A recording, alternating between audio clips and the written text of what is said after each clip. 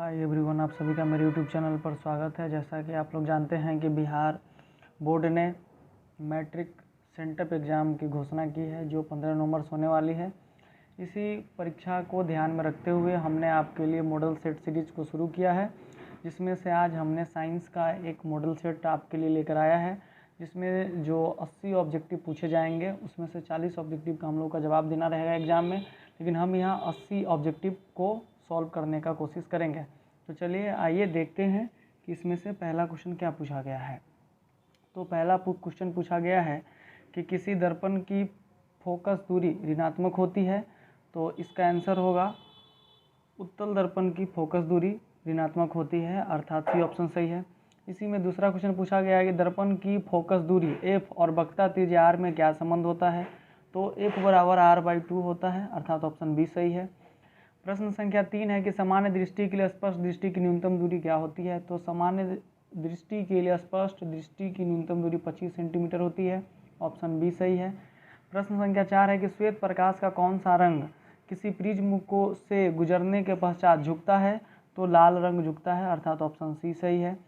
प्रश्न संख्या 5 है कि मानव आँख रेटिना द्वारा बनाई गई छवि होती है, तो मानव आँख की रेटिना द्वारा बनाई गई छवि वास्तविक और उल्टा होता है। प्रश्न संख्या 6 है कि आकाश का रंग नीला प्रतीत होता है, तो प्रकाश के प्रकीर्णन के कारण। ये क्वेश्चन बहुत ही बार पूछा जाता है कि आकाश का रंग नीला प्रतीत होता है प्रकाश के प्रकीर्णन के कारण। किस दर्पण से वस्तु का प्रतिबिंब बड़ा बनता है, तो इसके लिए ऑप्शन है समतल दर्पण, अवतल दर्पण, उत्तल दर्पण, इनमें से कोई नहीं। तो अवतल दर्पण हमेशा वस्तु का बड़ा ही प्रतिबिंब बनाता है, अर्थात ऑप्शन बी सही है। इसी प्रकार प्रश्न संख्या 8 है कि निम्नलिखित में कौन सा लेंस निकट दृष्टि दोष को ठीक करने के लिए उपयोग किया जाता है, तो अवतल लेंस निकट दृष्टि दोष को ठीक करने के लिए उपयोग किया जाता है। इसमें आप ध्यान रखिएगा कि निकट दृष्टि दोष, निकट शब्द को जब हम लोग लिखते हैं तो इसमें अक्षर कुल कितना है, नी 1, क 1 और ट 1, तो टोटल कितना अक्षर है 3। तो जो 3 अक्षर से मिलकर जो बीमारी बनता है उसमें 4 अक्षर से बना हुआ लेंस का प्रयोग किया जाता है। कितना अक्षर से बना हुआ लेंस का प्रयोग किया जाता है, 4 अक्षर से बना हुआ लेंस का प्रयोग किया जाता है, अर्थात निकट दृष्टि दोष में 4 लेंस यानी क्या हो जाएगा, अवतल लेंस। और इसी प्रकार उत्तल लेंस जो होता है इसमें टोटल 3 अक्षर हैं, तो यह दूर दृष्टि का उपचार में किया जाता है, अर्थात 2 गो में 3 गो वाला और 3 गो में 4 गो वाला लेंस का प्रयोग किया जाता है। ठीक है, इस प्रकार इस क्वेश्चन को एक बार और हम लोग चलते हैं कि निम्नलिखित में कौन सा लेंस निकट दृष्टि दोष को ठीक करने के लिए उपयोग किया जाता है। तो निकट में कितने अक्षर है 3, तो 3 में कितना वाला अक्षर वाला लेंगे, 4 गो अक्षर वाला लेंस लेंगे, यानी अवतल लेंस का प्रयोग किया जाएगा। इसी प्रकार अगर हमसे क्वेश्चन पूछा जाता है कि कौन सा लेंस दूर दृष्टि दोष को ठीक करने के लिए उपयोग किया जाता है, तो दूर में कितने अक्षर है 1 और 2, तो 2 में 3 अक्षर वाला लेंस लिया जाता है, यानी उत्तल लेंस का प्रयोग किया जाता है। तो इस प्रकार हम लोग 8वां क्वेश्चन का ऑप्शन हो जाएगा सी सही। चलिए इसी प्रकार आगे चलते हैं। 9 नंबर क्वेश्चन पूछता है कि निम्नलिखित में से कौन सा उपकरण विद्युत धारा की उपस्थिति दर्शाता है, तो विद्युत धारा की उपस्थिति दर्शाने के लिए गैल्वेनोमीटर का प्रयोग किया जाता है। प्रश्न संख्या 10 है कि दाएं हाथ के अंगूठे के नियम को किसने प्रतिपादित किया था, तो दाएं हाथ के अंगूठे के नियम को फ्लेमिंग ने प्रतिपादित किया था। इसी प्रकार क्वेश्चन नंबर 11 है कि विभवांतर का एसआई मात्रक होता है, तो विभवांतर का एसआई मात्रक वोल्ट होता है, अर्थात 11 का ये ऑप्शन सही है। 12 नंबर क्वेश्चन है कि निम्नलिखित में किस संयोजन द्वारा प्रतिरोध का मान बढ़ता है, तो प्रतिरोध का मान यदि हमें बढ़ाना है तो उसे हमें श्रेणी क्रम में जोड़ना होता है, अर्थात श्रेणी क्रम संयोजन द्वारा प्रतिरोध का मान बढ़ता है, अर्थात 12 का ए ऑप्शन सही है। इसी प्रकार 13 नंबर क्वेश्चन है कि चुंबकीय बल रेखा की प्रकृति होती है, तो चुंबकीय बल रेखा की प्रकृति काल्पनिक होती है, अर्थात 13 का ए ऑप्शन सही है। इसी प्रकार 14 नंबर क्वेश्चन है कि 1 किलोवाट घंटा किसके बराबर होता है, तो 1 किलोवाट घंटा 3.6 गुने 10 के पावर 6 जूल के बराबर होता है, अर्थात 14 का सी ऑप्शन सही है। 15 नंबर क्वेश्चन है कि नवीकरणीय ऊर्जा का स्रोत क्या है, तो नवीकरणीय ऊर्जा का स्रोत सौर ऊर्जा है, अर्थात 15 का बी ऑप्शन सही है।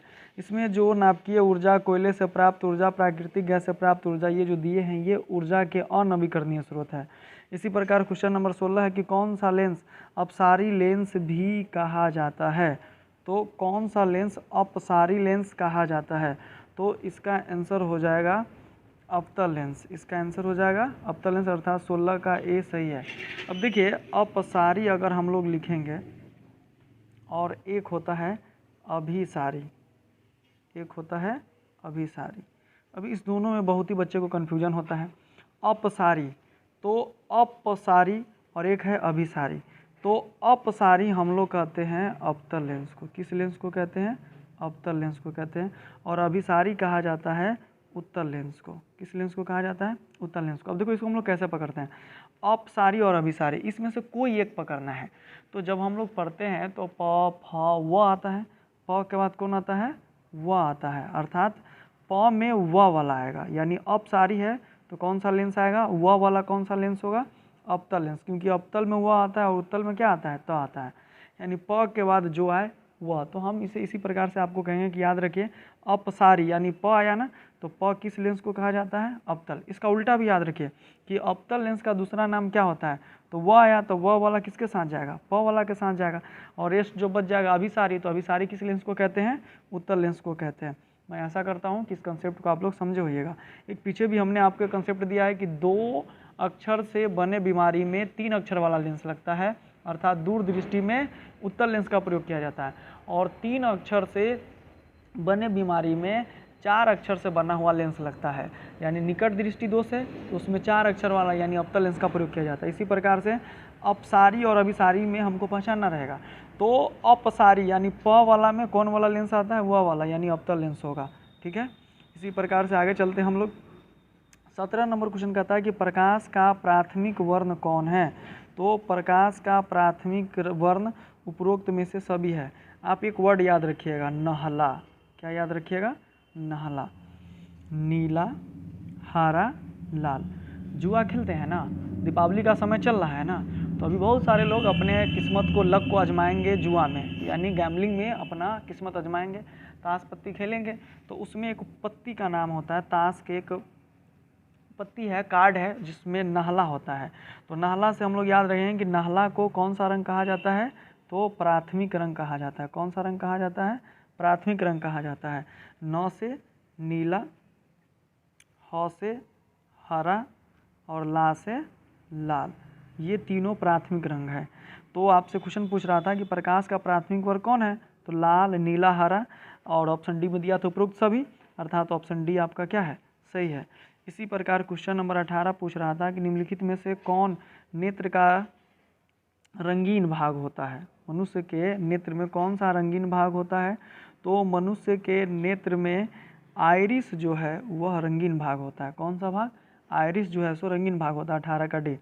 19 नंबर क्वेश्चन कहता है कि 1 HP बराबर होता है, HP का मतलब होता है हॉर्स पावर, 1 हॉर्स पावर बराबर होता है 746 वाट, अर्थात 19 का ए ऑप्शन सही है। 20 नंबर क्वेश्चन है कि विशालक शीशा अर्थात मैग्नीफाइंग ग्लास, जो हम लोग औजार बॉक्स में जो देखते हैं शीशा वाला जो रखा रहता है, उसको विद्यार्थी क्या करता है कि अक्षर पर रख के उसको देखता है तो बड़ा सा दिखाई देता है। तो मैग्नीफाइंग ग्लास किसका बना होता है? उत्तल लेंस का बना होता है, अर्थात 20 नंबर क्वेश्चन का आंसर हो जाएगा आपके लिए बी ऑप्शन, उत्तल लेंस। इसी प्रकार 21 नंबर क्वेश्चन है कि जब किसी चालक तार से विद्युत धारा प्रवाहित होती है तो गतिशील कण को होता है, तो विद्युत प्रवाहित होता है मतलब इलेक्ट्रॉन का प्रभाव होता है। वो जो हम लोग के घर में जो तार जो आता है उसमें जो करंट आता है वो इलेक्ट्रॉन का प्रभाव रहता है।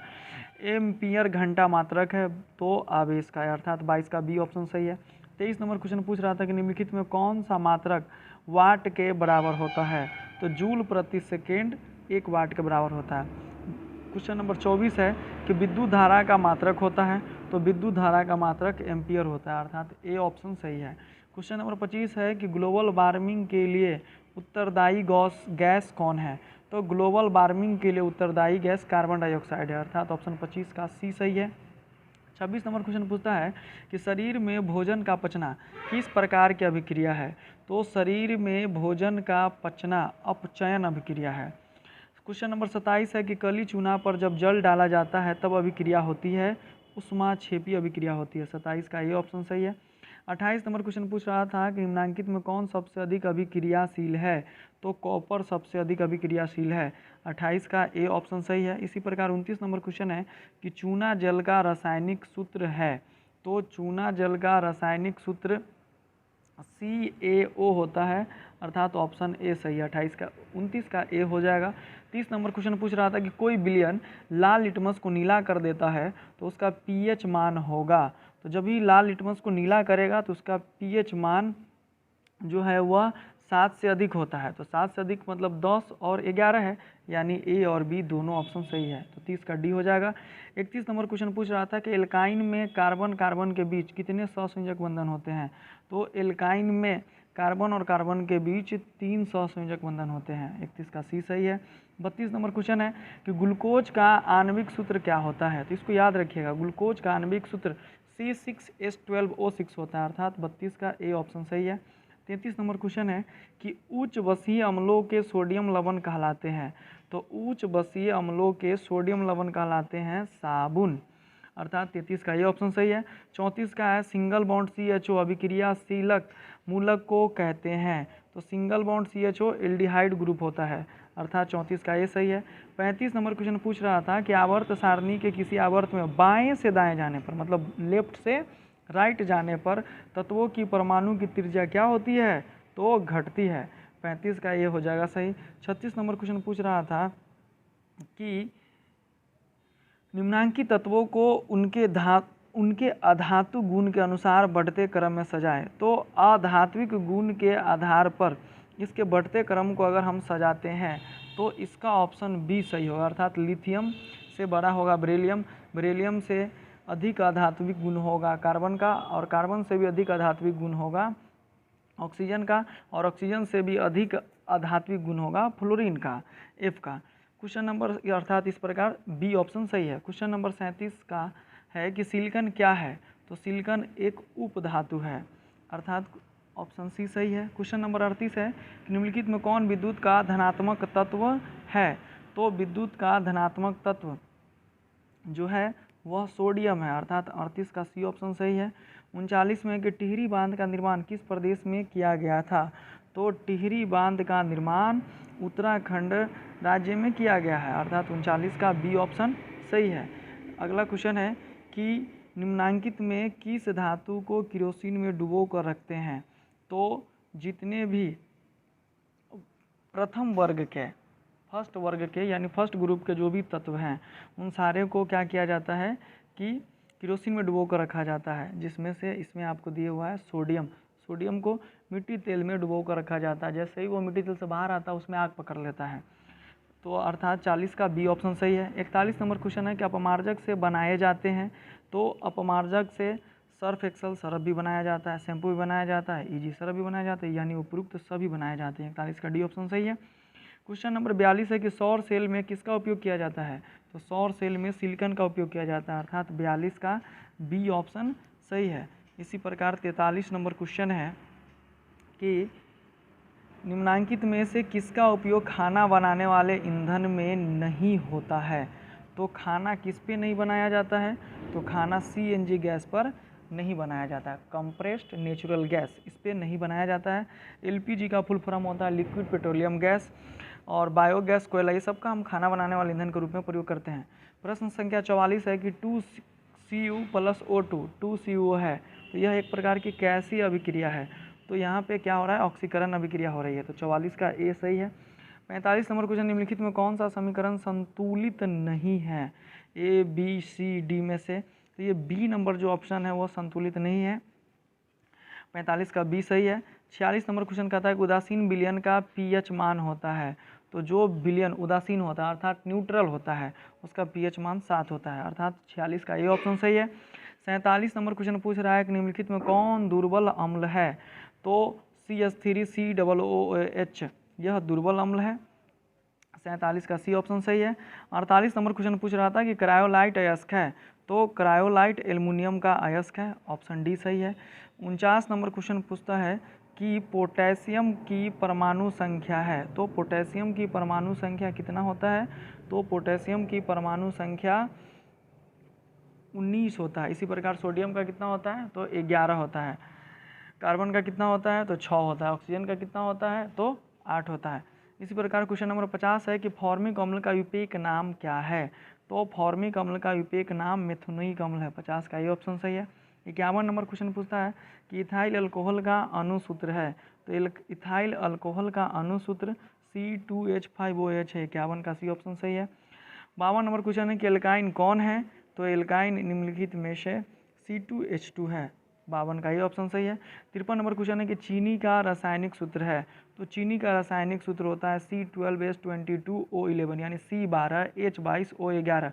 इसी प्रकार से 32 नंबर क्वेश्चन में ग्लूकोज का आणविक सूत्र क्या था, तो C6H12O6। ये दोनों बहुत ही वीवीआई क्वेश्चन है, एक नए क्वेश्चन आता है एग्जाम में। क्वेश्चन नंबर 54 है कि एसिटिलीन में कार्बन कार्बन के बीच सहसंयोजक बंधन की संख्या होती है, तो एसिटिलीन में कार्बन और कार्बन के बीच सहसंयोजक बंधन की संख्या 3 होता है। ऑप्शन डी सही है। इसी प्रकार 55 नंबर क्वेश्चन है कि श्वसन के अध्ययन के लिए उपयोग किए जाने वाले बीज है, तो श्वसन के अध्ययन करने के लिए उपयोग किए जाने वाले अंकुरित बीज होते हैं, अर्थात 55 का बी ऑप्शन सही है। 56 नंबर क्वेश्चन है कि मानव वृक्क किस प्रणाली का एक हिस्सा है, तो मानव वृक्क जो है वह उत्सर्जन का एक हिस्सा है। क्वेश्चन नंबर 57 है कि पौधों में जाइलम निम्नांकित में से किसके परिवहन के लिए जिम्मेवार होता है, तो जाइलम पानी के परिवहन के लिए जिम्मेवार होता है। देखिए पौधे में दो चीज़ होता है, एक होता है जाइलम और दूसरा होता है फ्लोएम। तो जाइलम का काम है जल का परिवहन करना। पौधे के विशेष भाग में, सभी भागों में जल का परिवहन कौन करता है, तो जाइलम करता है। इसी प्रकार से फ्लोएम का काम है भोजन का परिवहन करना। और देखिए भोजन को हम लोग इंग्लिश में क्या कहते हैं, फूड कहते हैं। तो फूड, तो ज से जाइलम और फ से फ्लोएम, यानी फूड यानी भोजन का जो परिवहन करेगा वो कौन चीज़ है, फ्लोएम। और जल का जो परिवहन करेगा वो क्या है, जाइलम। ज से जल तो ज से जाइलम, फ से फूड तो फ से फ्लोएम। अर्थात पौधों में जल का परिवहन जाइलम के द्वारा होता है और फूड का परिवहन अर्थात भोजन का परिवहन फ्लोएम के द्वारा होता है।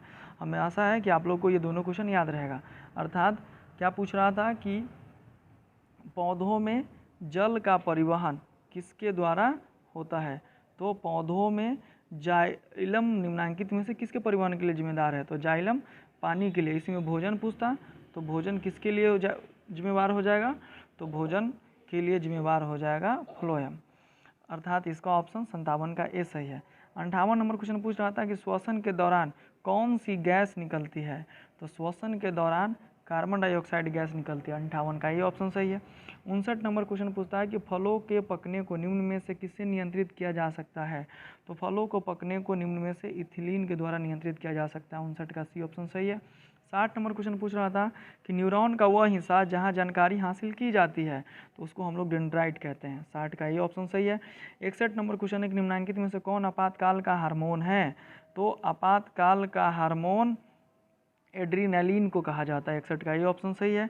इसी प्रकार से 62 नंबर क्वेश्चन है कि निम्नलिखित में से कौन अनैच्छिक क्रिया नहीं है, तो अनैच्छिक क्रिया जो है सो चबाना नहीं है, बाकी उल्टी करना, अत्यधिक लार निकालना, दिल की धड़कना, ये सब अनैच्छिक क्रिया है।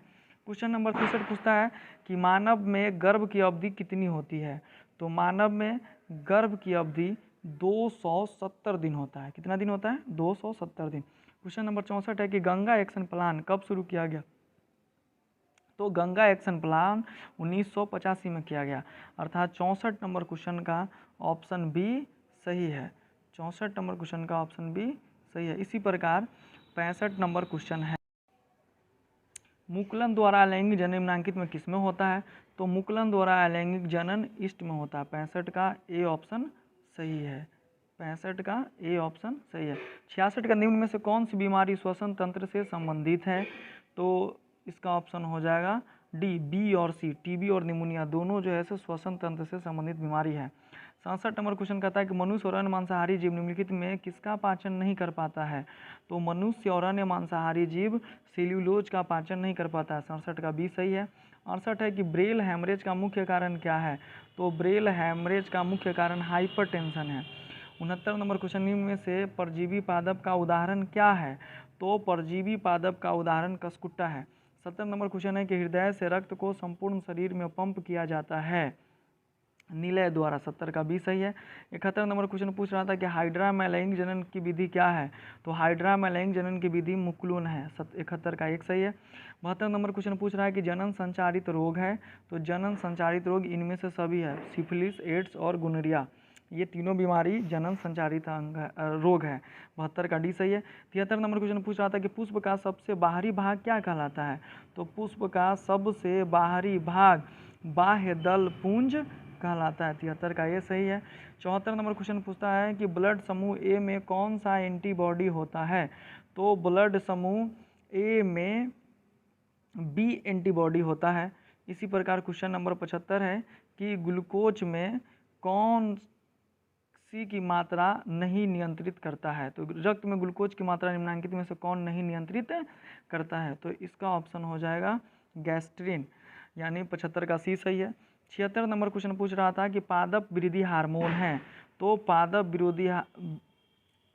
वृद्धि हार्मोन है जिब्रेलिन, जिब्रेलिन से पादप का वृद्धि होता है, अर्थात 76 का ये ऑप्शन सही है। 77 नंबर क्वेश्चन पूछ रहा था कि हार्मोन स्रावित होता है, तो हार्मोन स्रावित अंतःस्रावित ग्रंथियों के माध्यम से होता है। 77 का ये ऑप्शन सही है। 78 नंबर क्वेश्चन पूछ रहा था कि मनुष्य के मुख गुहा में कितने जोड़े लार ग्रंथियां पाई जाती है, तो मनुष्य की मुख गुहा में 3 जोड़ी लार ग्रंथियां पाई जाती है, अर्थात इसका ऑप्शन 78 का सी सही है। इसी प्रकार 79 नंबर क्वेश्चन है कि एंड्रोजेन है, तो यह एक मेल हार्मोन है, मतलब पुरुषों में पाया जाने वाला एक हार्मोन है। 80 नंबर क्वेश्चन है कि मटर को अपने प्रयोग के लिए किसने चुना था, तो मटर को अपने प्रयोग के लिए मेंडल ने चुना था, अर्थात 80 का ए ऑप्शन सही है। इस प्रकार हम लोगों ने साइंस के 80 क्वेश्चन देखा, और इसी तरह से डबल ऑप्शन के साथ आपके एग्जाम में ऑब्जेक्टिव आएंगे, जिसमें से आपको 40 क्वेश्चन बनाना रहेगा।